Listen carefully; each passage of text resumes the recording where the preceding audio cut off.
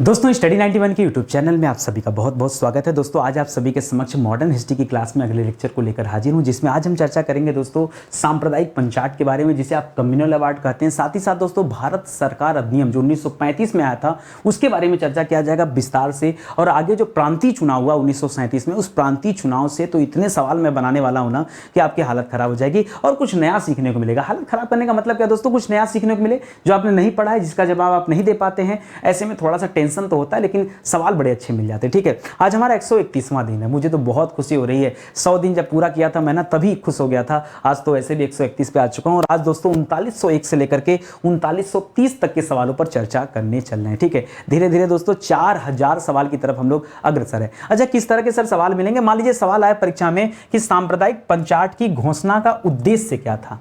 उद्देश्य बताना आपको, कब किया गया, किसने किया, सब ठीक है, लेकिन उद्देश्य क्या था ये बताना है। किस अधिनियम में भारत में पहली बार संघीय संरचना प्रस्तुत किया गया, ये बताना आपको। किस अधिनियम के द्वारा केंद्रीय विधानमंडल में पहली बार 2 सदन बनाए गए, जी हां दोस्तों, ये बताना आपको। किस अधिनियम के द्वारा केंद्र में द्वैत शासन स्थापित किया गया। ब्रिटिश सरकार ने श्वेत पत्र पर आधारित विधेयक कब पेश किया। श्वेत पत्र विधेयक क्या होता है? ठीक है, प्रांतीय चुनाव में कांग्रेस को कितने प्रांतों में बहुमत मिला था और कितने प्रांतों में सरकार बनाई थी। अलग अलग प्रांतों के प्रधानमंत्री कौन थे। इस तरह के तमाम ऐसे सवाल हैं जो परीक्षा में पूछे जा सकते हैं और आपको पढ़ करके भी दोस्तों बहुत मजा आएगा। याद रखिएगा, ये जो सीरीज चल रहा है ना, इसे पढ़ करके बहुत बच्चे जो ये लग रहा है कि नहीं हमारा इतिहास बहुत अच्छा तैयार हो जाएगा। एक बात बताओ, जब इंसान फ्री में इतिहास अच्छा तैयार करवा सकता है तो जो हमारा पेड प्रोग्राम है दोस्तों, जो हमारा मॉडर्न हिस्ट्री का बैच अभी लॉन्च हुआ है, सोचो वहां हमने कितना मेहनत किया होगा। ठीक है, फिर से कह रहा हूं दोस्तों, देर मत करो।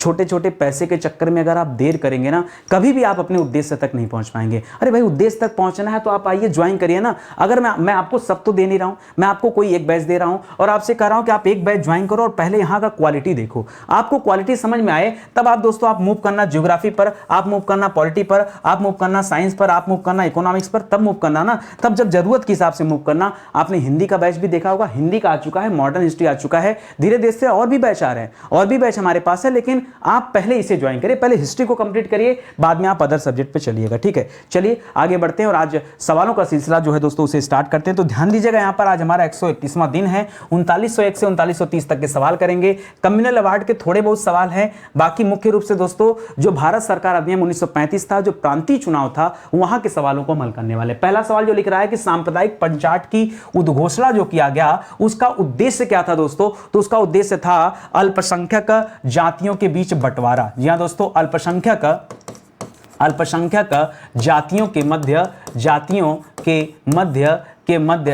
के मध्य विभाजन या बंटवारा। ठीक है, मध्य विभाजन। ठीक है, कैसे सर, कैसे आप ये कह सकते हैं कि यही उद्देश्य था? उद्देश्य था ना। एक बात बताओ, ये सांप्रदायिक पंचाट कहो चाहे कम्युनल अवार्ड कहो, क्या कहो दोस्तों, चाहे आप यहां पर इसे कम्युनल अवार्ड का नाम दो, ये आया कब था दोस्तों? आया था 1932 में। और आपको याद है ये वही था जिसके तहत दोस्तों पहली बार दलितों के लिए पृथक निर्वाचन मंडल की व्यवस्था की जा रही थी।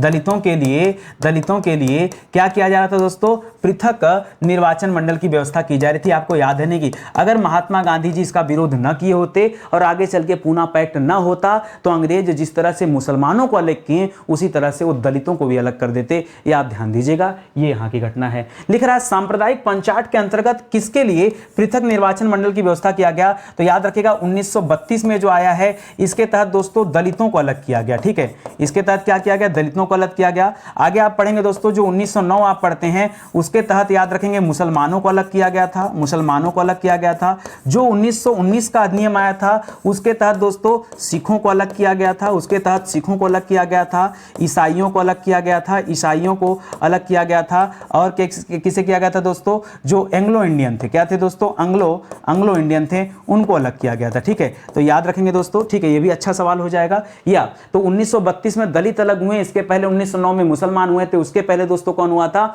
याद रखेंगे, उसके पहले ये सिख, ईसाई और एंग्लो इंडियंस भी थे। ठीक है, लिख रहा गांधी जी और डॉक्टर अंबेडकर के मध्य जो समझौता हुआ उसे किस नाम से जानते हैं? उस समझौता को दोस्तों पूना पैक्ट कहा जाता है। क्या कहा जाता है?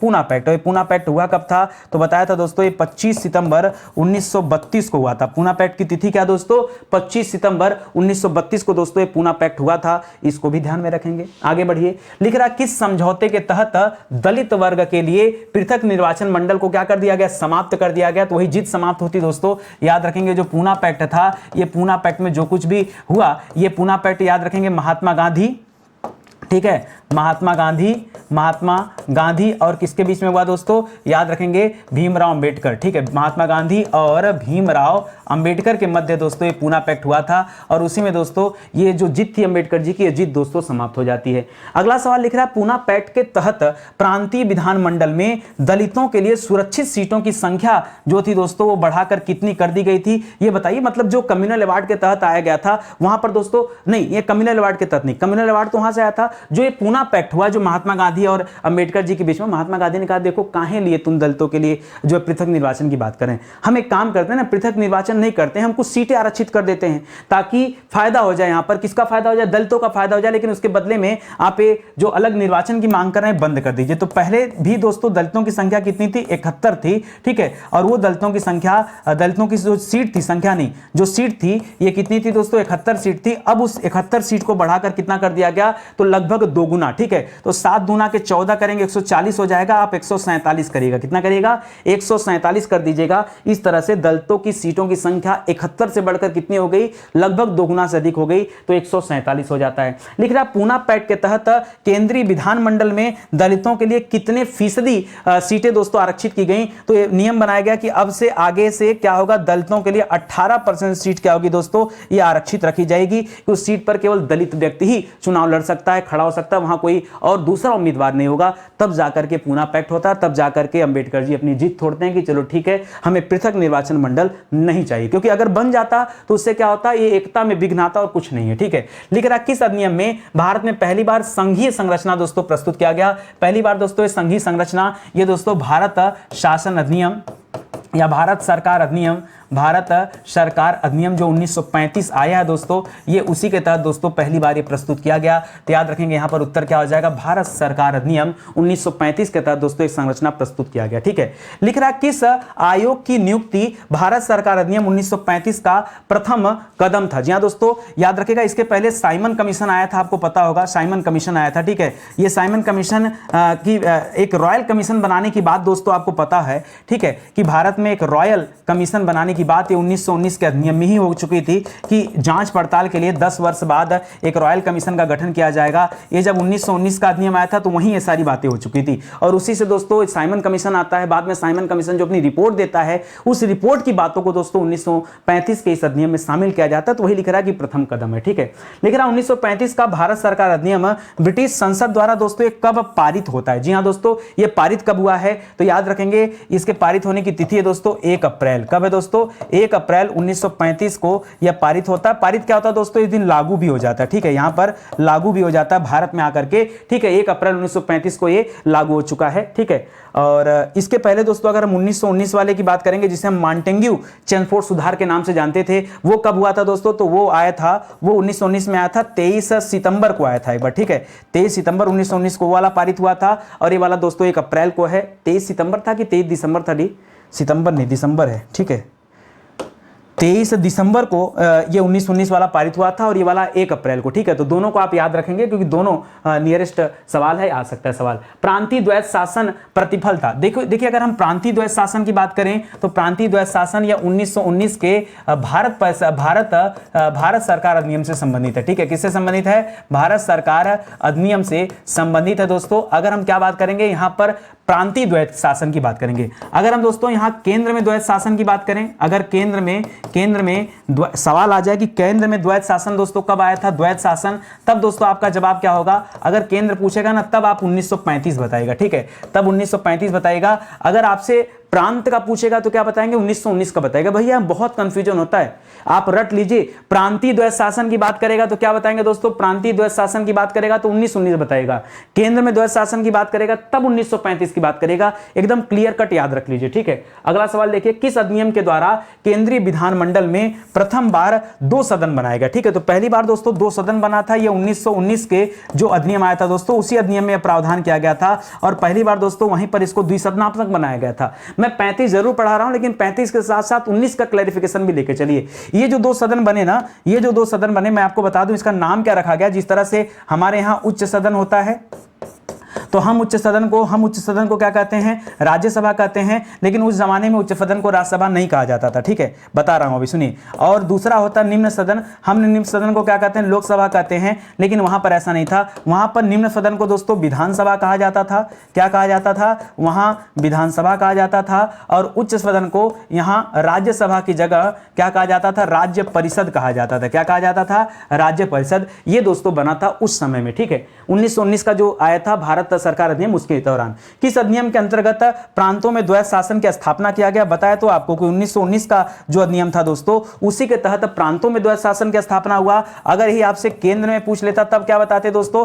तब आप बताते 1935। साफ तौर पे याद रखेगा, तब आप 1935 बताते। अगर प्रांत का पूछ रहा है तो क्या बताना है? हमें 1919 ही बताना है। आगे लिख रहा है दोस्तों, किस अधिनियम के द्वारा केंद्र में द्वैध शासन की स्थापना होती? हाँ, अब जाकर हमारा जवाब क्या होगा दोस्तों? 1935 का भारत शासन अधिनियम या फिर भारत सरकार अधिनियम, ठीक है। भारत सरकार अधिनियम 1935 जो है दोस्तों, इसके थ्रू केंद्र में द्वैध शासन की स्थापना होती, ठीक है। लिख रहा किस वर्ष ब्रिटिश सरकार ने एक श्वेत पत्र में, जी हां दोस्तों, एक श्वेत पत्र में संवैधानिक सुधार की मुख्य विशेषताओं को दोस्तों प्रकाशित किया था? आपको खाली ये बताना है कि वो जो श्वेत पत्र था उसमें संवैधानिक सुधार दोस्तों कब प्रकाशित किए गए थे? तो ये घटना दोस्तों मार्च 1933 की। देखिए, इसी संवैधानिक सुधार के बाद दोस्तों 1935 का अधिनियम आता है, ठीक है, इसको भी ध्यान में रखिएगा। ब्रिटिश सरकार ने श्वेत पत्र पर आधारित एक विधेयक ये संसद में दोस्तों कब पेश किया है? तो संसद में विधेयक दोस्तों दिसंबर में पेश किया गया, दिसंबर 1934 में दोस्तों पेश किया है। और आगे चल के दोस्तों आप पढ़ते हैं कि 1 अप्रैल को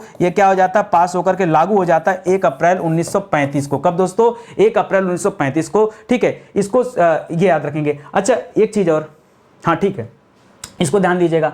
देखिए, स्टडी 91 के प्लेटफॉर्म से कई सारी किताबें आई हैं। आप एक मौका दीजिए। जब आप YouTube पर पढ़कर इतने खुश हैं कि नहीं YouTube पर सर गजब की क्लास चल रही है, बहुत कुछ हमें सीखने को मिल रहा है, कम समय में ज़्यादा मिल रहा है, सबसे बड़ी बात यह है। सीखने को तो दोस्तों YouTube पर हजारों चीज़ें हैं जो मिल सकती हैं, लेकिन कम समय में ज़्यादा मैटर कहाँ से मिलेगा? वो तो स्टडी 91 ही दे सकता है, दूसरा कोई नहीं देने वाला, ठीक है। तो मौका है आपके पास, एक बार आप हमारी किताबों को भी ट्राई करिए। ये किताब अलग अलग परीक्षाओं के लिए, अलग अलग विषय के लिए लॉन्च किए गए। आप कौन सी परीक्षा की तैयारी करते, एक बार हमारे वेबसाइट एप्लीकेशन पे आके चेक कर लीजिएगा। ये सैंपल के तौर पर है, ये हमेशा इतनी नहीं रहेगी, ये बढ़ते घटते रहती है। तो आइए आप जुड़िए, हमारा हेल्पलाइन नंबर है। कोई दिक्कत है, परेशानी है, नहीं परचेज कर पा रहे हैं तो आप इस पे कॉल कर सकते हैं। व्हाट्सएप मैसेज भी डाल देंगे तो भी हम आपको कांटेक्ट कर लेंगे, ठीक है। आगे बढ़िए। अगला सवाल दे रहा है कि भारत सरकार अधिनियम 1935 के प्रावधान के तहत किस वर्ष प्रांतीय चुनाव कराए गए दोस्तों? तो याद रखेगा, इसी के बाद दोस्तों 1937 में दोस्तों ये क्या होता है? भारत में प्रांतीय चुनाव कराया जाता है, ठीक है। और इस प्रांतीय चुनाव में जबरदस्त विजय दोस्तों आपकी कांग्रेस ने हासिल किया है। इस तरह के दोस्तों चुनाव पहले भी हो चुके हैं। पहले 1920 में चुनाव हो चुका है, 1920 के बाद दोस्तों 1923 में चुनाव हो चुका है। तो कई सारे चुनाव ये पहले भी हो चुके हैं, लेकिन दोस्तों अब जाकर दोस्तों यहां पर प्रांतीय चुनाव कराया जा रहा है विधिवत तरीके से। 1937 में ये विधिवत तरीके से प्रांतीय चुनाव हो रहे हैं। प्रांतीय चुनाव में कांग्रेस को कितने प्रांतों में बहुमत प्राप्त हुआ? देखिए, बात को समझिएगा, दो सवाल आता है। बहुमत मतलब अब वो बहुमत में है, यानी वो अकेले सरकार बना सकती हैं, और बहुमत के अलावा सरकार बना तो सरकार दो लोग मिलकर भी बना सकते हैं, तो दोस्तों ज्वाइंट में। तो अगर बहुमत की बात करेगा तब आप क्या बताएंगे दोस्तों? अब अलग अलग किताबों में उठा के देखेंगे तो अलग अलग डेटा दिया है। मैं आपको बताना चाहूंगा कि बहुमत वाली बात में यहां पे याद रखिएगा, 11 प्रांतों में चुनाव लड़ा गया था कांग्रेस के द्वारा। 11 प्रांतों में से याद रखें कितने प्रांत में? 5 प्रांत में दोस्तों इन्होंने बहुमत की सरकार बनाई है, ठीक है। तो बहुमत वाली बात करेगा तो सीधे सीधे जवाब क्या होगा दोस्तों? सीधे सीधे दोस्तों 5 जवाब देना है। क्या जवाब देना? 5, ठीक है। मन में भी आ रहा होगा सर वो 5 प्रांत हैं कौन कौन से? अच्छा सवाल है, मन में आ रहा तो बढ़िया है ना। तो याद रखिए दोस्तों 5 प्रांत कौन कौन से हैं? तो एक मद्रास आता है, एक दोस्तों संयुक्त प्रांत आता है। संयुक्त प्रांत आपको पता होगा यूनाइटेड प्रोविजंस कहा जाता था उत्तर प्रदेश को, ये वही संयुक्त प्रांत है, ठीक है। इसके अलावा जो मध्य प्रदेश है पहले उसे मध्य प्रांत कहा जाता है, मध्य प्रांत एवं बरार कहा जाता था। क्या कहा जाता था? मध्य प्रांत एवं बरार, थोड़ा लंबा क्षेत्र होता था, उसे कहा जाता था। बाकी बिहार और उड़ीसा, क्या क्या दोस्तों? बिहार और उड़ीसा याद रखेंगे, हो गए टोटल 5 प्रांत, ठीक है। तो ये 5 प्रांत में दोस्तों जहां बहुमत की सरकार बनी थी। अगला सवाल लिख रहा है कि प्रांतीय चुनाव में कांग्रेस ने कितने प्रांतों में सरकार बनाई? तो बहुमत तो दोस्तों 5 में मिला ही था, सरकार कितने में बना ली? तो 11 में से दोस्तों 8 में सरकार बना ली, ठीक है। 11 में से क्या हो गया दोस्तों? 8 में सरकार बना ली, मतलब 3 का और इसे फायदा हो गया, 3 जगह का दोस्तों और फायदा हो गया। वो 3 जगह दोस्तों कौन कौन सा था? तो उसमें एक जगह है बंबई, बंबई में दोस्तों तोड़ जोड़ के सरकार बन गया। बंबई के अलावा दोस्तों असम में तोड़ जोड़ के सरकार बन गया, और असम के बाद दोस्तों वो उत्तर पश्चिमी सीमा प्रांत, कौन सा दोस्तों? उत्तर पश्चिमी पश्चिमी सीमा प्रांत जो था दोस्तों, वहां पर भी दोस्तों ये तोड़ जोड़कर अपनी सरकार बना ली गई। ठीक है, तो याद रखेगा ये 3 और मिल गए, इस प्रकार हो गई इसकी संख्या 8, 5 ऊपर है 3 नीचे दोस्तों, इस प्रकार ये 8 हो गए। पश्चिमी उत्तर को पश्चिमोत्तर भी कहते हैं या उत्तर पश्चिमी प्रांत का, एक ही बात है, घबराई मत। ठीक है, इस प्रकार से 11 में से 8 में सरकार कौन बना लिया? ये अकेले कांग्रेस ने बना लिया। ठीक है, और जो बचे कितने दोस्तों? 3 बच गए। वो 3 कौन कौन से बच गए दोस्तों? तो देखो कहां कहां सरकार नहीं बना पाई। पंजाब में नहीं बना पाई, जो बहुत बड़ा स्थान था दोस्तों, वहां मेहनत करने की जरूरत थी, और बंगाल में नहीं बना पाई। ठीक है, ये 2 बड़े स्थान थे जहां पर दोस्तों ये चूक गई। तो ये सवाल लिख रहा है कि प्रांतीय चुनाव में 482 मुस्लिम सीटों में से कांग्रेस ने कितनी सीटों पर दोस्तों चुनाव लड़ा था? तो ये 482 में से दोस्तों, ये 482 देखिए मुस्लिम सीट थी। ठीक है, और इसमें से जो चुनाव लड़ा था वो लगभग 52 सीट है क्या, एक बार चेक करिएगा आप। ठीक है, लगभग 52 सीट पर ही दोस्तों, देखिए उनकी अपनी सीट अलग थी, और 52 नहीं 58 सीट। ठीक है, 52 नहीं 58 सीट करेगा। 58 सीट पर दोस्तों उन्होंने क्या किया था? चुनाव लड़ा था। ये मुस्लिम सीट है दोस्तों, जिस पर क्या कर रही है? कांग्रेस चुनाव लड़ रही। बाकी वो अपनी सीटों पे तो चुनाव लड़ेगी, तो याद रखेगा। अच्छा सर, मुझे ये बता दीजिए इसमें से जीता कितना? ठीक है, 58 में से जीता कितना? तो याद रखिए दोस्तों 26 सीट पर क्या किया? कांग्रेस ने जीत हासिल किया है। याद रखेंगे, जो मुस्लिमों के गढ़ में जाकर के अपना कैंडिडेट उतारा था, वहां पर भी दोस्तों कांग्रेस ने जीत हासिल किया। ठीक है, लेकिन आप प्रांतीय चुनाव में मुस्लिम लीग को पंजाब की 84 मुस्लिम आरक्षित सीटों में से दोस्तों कितनी सीटें प्राप्त हुई हैं? तो याद रखिए इतना उड़ रहा था मुस्लिम लीग ना, केवल 2 सीट। कितनी दोस्तों? केवल 2 सीट में जाके सिमट गया। जबकि सीट कितनी थी दोस्तों? तो आप सोचो 84, 2/84 सीट। सोचो क्या क्या मतलब हुई है? 84 नंबर के पेपर में 2 नंबर पा रहा है मुस्लिम लीग, हालात इसकी हो गई। इसी तरह दोस्तों अगर हम बात करें सिंध को लेकर के दोस्तों बड़ा उड़ रहा था। ठीक है, सिंध को लेकर बड़ा उड़ रहा था। ठीक है, सिंध को लेकर के उड़ रहा था। सिंध में दोस्तों 33 सीट आरक्षित की गई थी। ठीक है, और 33 में से पता कितना विजय प्राप्त किया? केवल 3 सीट। तो इसको ऐसे लिख लीजिए ना, 33/3 लिख लीजिए तो मजा आ जाएगा। ठीक है, तो याद रखेंगे 3/33 सीट। ठीक है, तो याद रखेगा ये मिला है और कुल इतना था, ये मिला है कुल इतना था। ये मुस्लिम लीग की औकात दिखा रहा हूं, ये मुस्लिम लीग की बात कर रहे हैं, जिस मुस्लिम लीग ने हमेशा हल्ला मचाया कि हम कुछ अलग करेंगे। ये जमीनी स्तर पर उसके हालात थे। ठीक है, 2 सीट और 3 सीट कुल मिला के 5 सीट में दोस्तों सिमट कर रह गई, जो इसका गढ़ था वहां पे। बाकी तो बहुमत आपने देख ही लिया कि मध्य देखिए संयुक्त प्रांत बचा नहीं, मद्रास उसके बाद बचा नहीं, बंबई में तोड़ जोड़ करके कांग्रेस नहीं बना लिया, और पश्चिमोत्तर में भी कांग्रेस नहीं बना लिया। बंगाल देखिए 3 स्थान कौन कौन से थे जहां पर कांग्रेस सरकार नहीं बना पाई? तो उसमें से एक बंगाल था, एक पंजाब था, एक सिंध था। कौन कौन सा था दोस्तों? बंगाल, पंजाब और सिंध। उसको भी नोट कर लीजिए। ठीक है, यहां पे नोट कर दें कि कहां सरकार नहीं बनी। ठीक है, अगर पूछ दे सवाल कि सवाल पूछ दे कि कहां कांग्रेस की सरकार नहीं बनी, कहां कांग्रेस की सरकार नहीं बनी, ये भी तो पूछ सकता है। तो याद रखें दोस्तों ऐसे कुल 3 जगह हैं। कहां कहां दोस्तों? याद रखेगा, एक बंगाल में सरकार नहीं बना पाई, एक पंजाब में सरकार नहीं बना पाई, एक सिंध में सरकार नहीं, ये सब पे बिंदी है। याद रखेगा, एक सिंधु में सरकार नहीं बना पाई। सिंधु नहीं होता, सिंध होता है। ठीक है, सिंध में एक सरकार नहीं बना पाई। इस प्रकार से दोस्तों ये कुल 3 स्थान थे जहां कांग्रेस सरकार नहीं बना पाई। बाकी जगह तो बनाई दी, क्योंकि 8, 3, 11 होता, 9, 10, 11 प्रांत में चुनाव लड़े गए थे। 5 में तो बहुमत उठा ली, 3 में दोस्तों तोड़ जोड़ के बना ली, और हालात ऐसे हो गए। सर ये बताइए, पंजाब में आप कह रहे हैं नहीं बना पाई, और यहां पंजाब में मुस्लिम लीग की भी हालत खराब हो गई। फिर पंजाब के हालत कैसे थे? ठीक है, तो पंजाब में दोस्तों एक पार्टी थी यूनियनिस्ट पार्टी, और यहां पर मुस्लिम लीग। ठीक है, ये दोनों ने मिलकर दोस्तों क्या किया? अपनी सरकार बनाई है। कहां पर दोस्तों? जाकर के कहां पर? पंजाब में। ठीक है, वरना फिर इनका भी नहीं बन पाता। अरे 2 सीट में क्या बनेगा? 84 मुस्लिम आरक्षित सीटों में से कितनी सीटें मिल रही हैं? 2 सीट। लिख रहा है प्रांतीय चुनाव में बंबई में इंडिपेंडेंट लेबर पार्टी ने हरिजनों को 15 सीटों में से कितनी सीटें आरक्षित कर दी? ये तो दोस्तों जबरदस्त चुनाव हो गया। ठीक है, इंडिपेंडेंट लेबर पार्टी दोस्तों किसने बनाया था पता है? ये लेबर पार्टी अंबेडकर जी ने बनाया था। ठीक है, और अंबेडकर जी की पार्टी है बहुत मजबूत थी। यहां पर लेबरों ने दोस्तों 15 सीट में से 11 कर रहा हूं, 15 सीट में से 13 सीट जीत लिया। जी हां दोस्तों, 13 सीट जीत लिया दोस्तों, 13 सीट जीत लिया। बहुत बड़ी बात है भैया। कहां देखिए, 84 में से 2 मिल रहा, 33 में से 3 मिल रहा, और इनको क्या मिल रहा है? 15 में से से 13 सीट उठा ले गए। जी हाँ, तो बंबई में दोस्तों इनकी सरकार रही, तो कांग्रेस की रही नहीं। लेकिन अब प्रांतीय चुनाव के बाद सुनिए ध्यान से, जब प्रांतीय चुनाव समाप्त हो गया उसके बाद पंजाब में किसने मिलकर संयुक्त सरकार का गठन किया, तो बताया तो पीछे आपको कि याद रखेंगे यहां पर यूनियनिस्ट पार्टी एक बनी थी दोस्तों, ठीक, और इसके साथ साथ दोस्तों मुस्लिम लीग, ठीक है, मुस्लिम लीग, ये दोनों ने मिलकर क्या किया, पंजाब में संयुक्त सरकार का गठन किया, मतलब ये चीजें थी, ठीक है। और आपने देख ही लिया कि इसको 2 सीट मिला था। लिख रहा दोस्तों प्रांतीय चुनाव के बाद किस प्रांत में मुस्लिम लीग का मंत्रिमंडल 14 अगस्त 1947 तक दोस्तों चलता रहा, तो सबसे लंबा दोस्तों जो चलता रहा वो इनका बंगाल में चलता रहा, ठीक है। बंगाल में जब इन्होंने चुनाव जीता ना, तो याद रखेंगे 14 अगस्त को अपनी सरकार बनाया, मतलब 14 अगस्त 1947 जब देश को आजादी मिलने की बारी आई, तब तक दोस्तों लगातार बंगाल में ये चलता रहा। अच्छा, बंगाल में दोस्तों कांग्रेस ने तो बनाया नहीं था, तो किसने बनाया था, याद रखेगा बंगाल में था कृषक प्रजा पार्टी। कौन था दोस्तों, कृषक प्रजा पार्टी, ठीक है, कृषक प्रजा पार्टी का बोलबाला था ये, और मुस्लिम लीग ने मिलकर के दोस्तों काम किया था यहाँ पर, ठीक है, ये और मुस्लिम लीग ने दोस्तों मिलकर के यहाँ पर सरकार बनाई थी, याद रखेंगे, ठीक है। अगला सवाल दिख रहा है कि 1937 में प्रांतों में मंत्रिमंडल के निर्माण के उपरांत कांग्रेस का शासन कितने महीने तक दोस्तों चलता रहा, तो याद रखेगा ये केवल 28 महीने तक चलते रहे। 28 महीने बाद दोस्तों इन्होंने अपना इस्तीफा दे दिया। क्यों इस्तीफा दे दिया, वो अचानक से द्वितीय विश्व युद्ध स्टार्ट हो गया, और इधर अंग्रेजों ने क्या किया, द्वितीय विश्व युद्ध में बिना इस मंत्रिमंडल से पूछे भारत को शामिल कर लिया, कि भारत भी द्वितीय विश्व युद्ध में चल रहा था।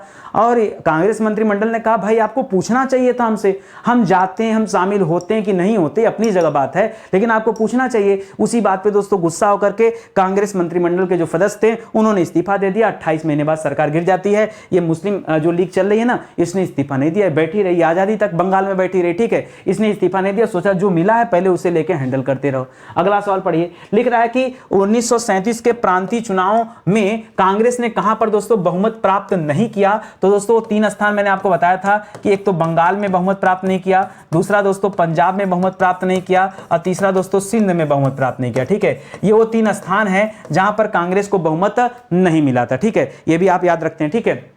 हाँ, थोड़ी बहुत एक बात आती है दोस्तों, एक असम वाला बेल्ट आता है, लेकिन चलिए असम का छोड़िए, यहां पर दोस्तों कांग्रेस ने अपना बहुमत प्राप्त नहीं किया था। लिख रहा है 1937 के प्रांतीय चुनाव के बाद बंबई में कांग्रेसी प्रधानमंत्री कौन बने। वैसे दोस्तों बंबई में हमने पढ़ा पीछे कि एक संगठन था दोस्तों, वो संगठन बड़ा एक्टिव था जिसका नाम है इंडिपेंडेंट लेबर पार्टी, ठीक है। तो यहां पर याद रखेंगे दोस्तों, इंडिपेंडेंट लेबर पार्टी जो है, इंडिपेंडेंट लेबर पार्टी जो दोस्तों लेबर पार्टी, इस लेबर पार्टी ने गजब का कारनामा करके दिखाया। याद रखिएगा 15 सीट में से दोस्तों 13 सीट इसने जीत हासिल किया था। फिर भी दोस्तों यहां पर कांग्रेसी प्रधानमंत्री चुने गए। कौन चुने गए दोस्तों, तो यहां पर बीजी खेर को चुना गया, ठीक है। किसे चुना गया, बीजी खेर को चुना गया, बीजी खेर को यहां पर प्रधानमंत्री चुना जाता है। अच्छा, कुछ समय बाद दोस्तों आप पढ़ेंगे बीजी खेर ने अपना इस्तीफा दे दिया किसी कारणवश, और उनके इस्तीफा देने के बाद यहां पर एक नए प्रधानमंत्री आए जिनका नाम है रविशंकर शुक्ला, ठीक है। क्या नाम दोस्तों, इस्तीफा के बाद दोस्तों कौन आ गए, रविशंकर शुक्ला जी आ गए, रविशंकर शुक्ल, याद रखिएगा ये नए प्रधानमंत्री बने। दोस्तों ये लोग प्रधानमंत्री कहे जाते थे, क्यों, क्योंकि दोस्तों ये देश जो है ना छोटे छोटे प्रांतों में विभक्त था, और प्रांत में दोस्तों प्रांतीय व्यवस्थापिकाएं थी, तो दोस्तों वहां प्रधानमंत्री का दर्जा होता था। 1937 के प्रांतीय चुनाव के बाद संयुक्त प्रांत या जिसे यूनाइटेड प्रोविंस कहते हैं, जिसमें आजकल का वर्तमान यूपी आता है, यहां का दोस्तों प्रधानमंत्री कौन बनता है, तो गोविंद बल्लभ पंत जी बनाए जाते हैं। कौन बनाया जाता है दोस्तों, गोविंद बल्लभ पंत। और आपको जानकर हैरानी होगी कि जब हमारा देश आजाद हो जाता है ना, आजादी के बाद भी दोस्तों पहले मुख्यमंत्री जो उत्तर प्रदेश के बने हो कौन बना है,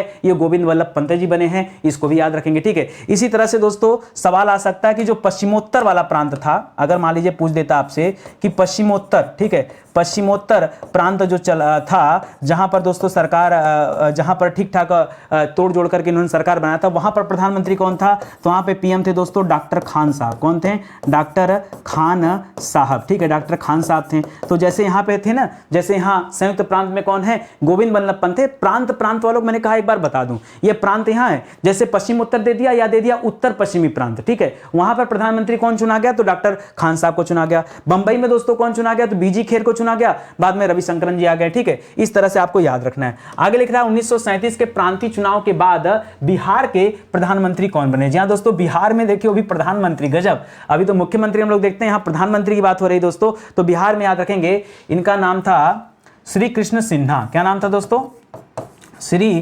कृष्ण श्री कृष्ण सिन्हा याद रखेंगे। ये प्रांतीय चुनाव के बाद दोस्तों क्या चुने गए थे, ये बिहार के प्रधानमंत्री चुने गए थे, ठीक है, तो इसको भी याद रखेगा। अब बिहार के बगल में दोस्तों उड़ीसा है, आपको पता है दोस्तों उड़ीसा में भी कांग्रेस ने सरकार बनाई थी। फिर उड़ीसा में दोस्तों किसको पीएम बनाया गया था, याद रखेगा, उड़ीसा में यहां पर बीएन दास को चुना गया था। किसे दोस्तों, बीएन दास को दोस्तों यहां पर प्रधानमंत्री चुना गया था, ये आप ध्यान में रखेंगे, ठीक है। तो एक एक साथ दो दो तीन तीन पढ़ते चलिए जो आस पड़ोस के हैं, ताकि ज्यादा से ज्यादा कवर हो जाए।